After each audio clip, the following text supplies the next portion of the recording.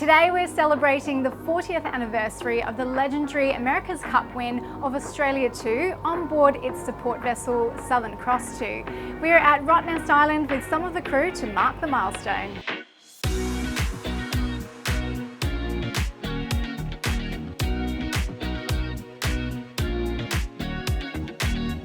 John, you were part of the crew that broke the longest winning streak in sporting history. Being back on board Southern Cross 2 now, which was the support vessel, how does it feel?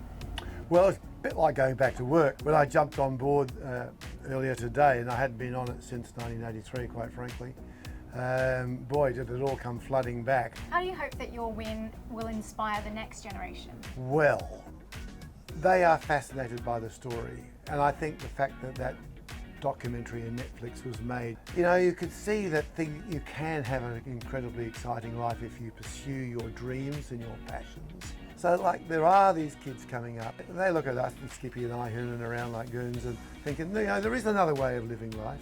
You don't have to become a chartered accountant, you don't have to become a lawyer. You can actually follow a dream. It's obviously the greatest sporting achievement still in Australia's sporting fame. And nothing surpassed it either before or since then. So it's got great memories like that, and it's just great this 40-year reunion to get all the team back together and to be on board Southern Cross 2 again. I was actually a little tied up at the time, so I wasn't on board during the races itself. I was actually doing another job. So, an important job? Well, that's right, yeah, some would say important, allegedly. You obviously get back together every 10 years. How has it been today, catching up with everyone? Well, this last 4 or 5 days we've had everyone together, and it's just been great getting them all together again, because a lot of them we haven't seen for quite some years.